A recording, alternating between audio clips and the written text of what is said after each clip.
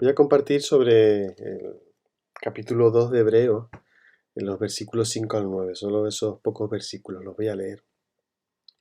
Porque Dios no puso bajo el dominio de los ángeles el mundo venidero, acerca del cual estamos hablando. Al contrario, en la Escritura alguien dice: ¿qué es el hombre para que te acuerdes de él, el ser humano para que lo visites? Lo hiciste un poco menor que los ángeles, lo coronaste de gloria y de honra, y lo pusiste sobre las obras de tus manos. Todo lo sujetaste debajo de sus pies. Esto quiere decir que si Dios puso todas las cosas debajo de los pies, entonces no dejó nada que no esté bajo su dominio. Sin embargo, todavía no vemos que todas las cosas le sean sujetas, pero vemos a aquel que fue hecho un poco menor que los ángeles, a Jesús, coronado de gloria y de honra a causa de la muerte que padeció. Dios, en su gracia, quiso que experimentara la muerte en favor de todos. Hasta aquí. El autor de Hebreos, aunque lo he comentado en los vídeos, en los devocionales anteriores, el autor de Hebreos está hablando a un grupo de personas que son de origen judío. Ellos han reconocido a Jesús como Mesías, han creído en su muerte y en su resurrección como medio de salvación, pero es un grupo que, entre otras cosas, está sufriendo cierta persecución por sus creencias y por el estilo de vida que implica sus creencias. Entonces, es un grupo que al menos algunos de ellos están planteándose volver atrás a retomar el tipo de prácticas del entorno judío, las tradiciones judías que practicaban antes. Porque, entre otras cosas, empezaban a tener dudas acerca de quién era de Jesús, porque Jesús no volvía, se había prometido un reino que ellos no estaban viendo de forma efectiva, y por otro lado, pasar a vivir con las comodidades de su cultura les era mejor porque encontraban menos problemas, les era más factible para el tipo de vida que tenían. Hay otra serie de razones más que no voy a estar entrando más en ellas. Entonces la carta empieza a decir que el mensaje de Jesús, que es Jesús mismo, es un mensaje mejor. Toda la carta va a hablar siempre de que Jesús es mejor que cualquier otra cosa que había antes dentro de las tradiciones judías, que Dios mismo había establecido la gran mayoría de ellas, eh, pero que Jesús la superaba. Aquello era algo que quedaba ya obsoleto con la venida y la muerte de Jesús. Entonces empieza a decirles que Jesús, como palabra, y como la palabra que había traído los ángeles, porque los judíos reconocían y tenían por distintas razones el concepto de que todo lo anterior había sido traído por ángeles, Jesús, palabra, era mucho mejor que esa palabra que había venido. Entonces les advierte del peligro que corrían de abandonar lo que era mejor y de volverse atrás a cosas que ya no tenían sentido. Este texto, empatando con esta verdad, continúa hablando sobre los ángeles y da otro razonamiento más. Y dice: en ningún momento se le dio, como acabo de leer, el dominio de la tierra, tanto de la antigua como de la que se espera, porque está hablando de la salvación y en términos del nuevo, para no decir una palabra incorrecta, del nuevo mundo venidero. Utiliza la palabra salvación como nuevo mundo venidero, como algo similar. Pues en ningún momento se le ha dado el dominio de esas cosas a los ángeles, sino se le dio a los hombres. Y entonces cita un salmo en el que reconoce que a los hombres, en general, al ser humano, dice: ¿quién es el hombre para que te acuerdes de él? Y el ser humano para que lo visites.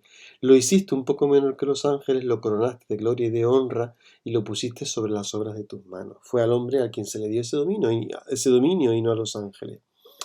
Entonces sí, pero claro, eso no lo hemos visto. El ser humano actual, tanto el que vivía, los seres humanos que vivían en aquella época, como los que vemos ahora, no han tenido y no han ejercido bien ese dominio. Entonces el autor mira hacia Jesús y apunta a que miremos a Jesús, ¿no? Jesús, en su muerte, vence a través de la muerte a este mundo y se convierte en el Señor, en el Rey que esperamos, que sí puede ejercer un dominio correcto.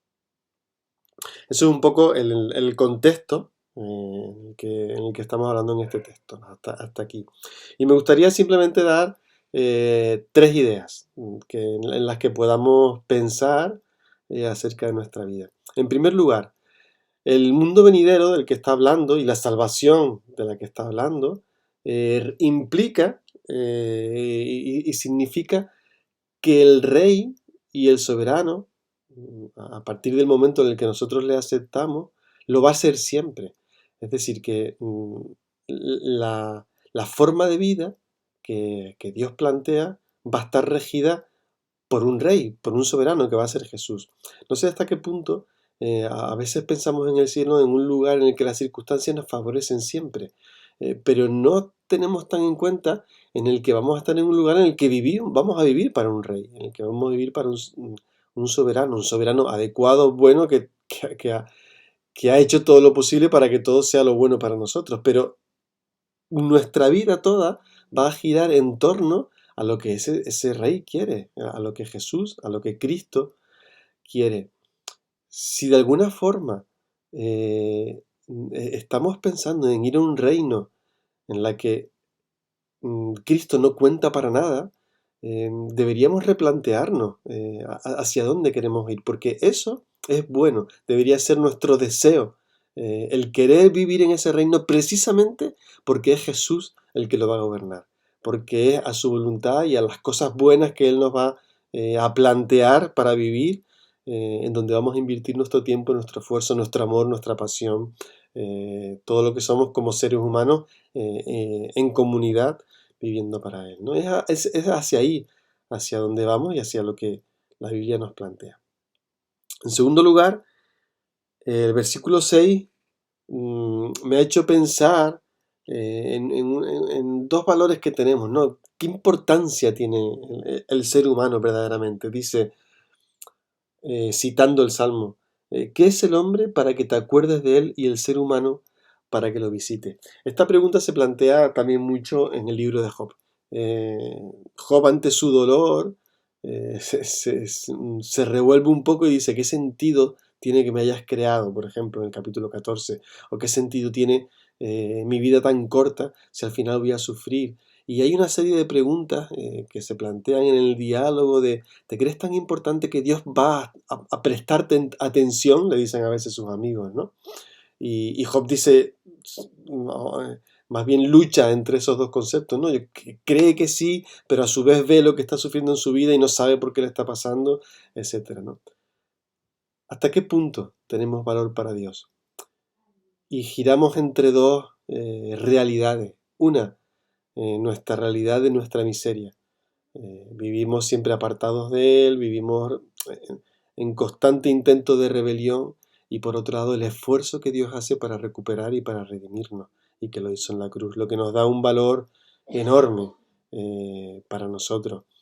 Solo el único valor que tenemos lo tenemos porque nos lo da Dios. Fuera de Dios, eh, como seres humanos no tenemos gran cosa como valor.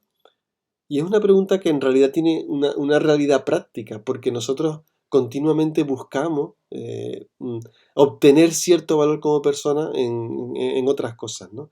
Y la pregunta que tenemos que hacernos cada uno de nosotros es ¿de dónde yo estoy consiguiendo o tratando de obtener un valor como persona, ¿no? Porque solo en Dios podemos conseguirla. Y por tanto, preguntarnos y plantearle a Dios cómo podemos vivir de tal forma que nuestro valor solo provenga de Dios mismo y qué significa eso para mi vida, que nuestro valor venga solo de Dios. Y en tercer lugar, el versículo 9 dice, pero vemos a aquel que fue hecho un poco menor que los ángeles, está hablando de Jesús, a Jesús, coronado de gloria y de honra a causa de la muerte que padeció. Dios en su gracia quiso que experimentara la muerte en favor de todos. Esta última frase es curiosa porque habla de la gracia. Normalmente la gracia la comprendemos como algo bueno que recibimos de Dios, pero dice que Dios en su gracia quiso que Jesús experimentara la muerte en favor de todos. Entendemos que la gracia de Dios era también hacia nosotros. No fue que le hizo pasar por una cosa entre comillas buena y agradable a Dios el pasar por la muerte. El pasar por la muerte permitía que la gracia se manifestara en nosotros. Pero a veces no, estaba pensando, no comprendemos que la gracia comprende a veces un medio que no es agradable. Para que nos llegase la gracia a nosotros, Cristo murió por nosotros. Y una vez que nosotros hemos recibido gracia, esa forma de vivir también de alguna forma Dios quiere que nosotros la vivamos también. Nosotros no nos convertimos solo en receptores de gracia, sino que también tenemos que dar gracia. Y el proceso de dar gracia a veces conlleva no necesariamente la muerte física, aunque en algunos casos sabemos que ha llegado a ser así, no solo la de Jesús, pero sí una entrega de nuestra vida para los demás. Es el canal prácticamente único que hay de gracia, entregarnos a los demás, que no siempre conlleva sufrimiento, pero a veces sí conlleva cierto sufrimiento. Dios ha escogido esa forma y a lo largo de la vida, al menos en algunos aspectos de mi vida me he dado cuenta de que otros caminos no funcionan tan bien como el camino de la gracia, el camino de entregarse, de renunciar a uno mismo, como Jesús nos decía, para que el amor y la gracia de Dios llegue no solo a nosotros, sino también a los demás.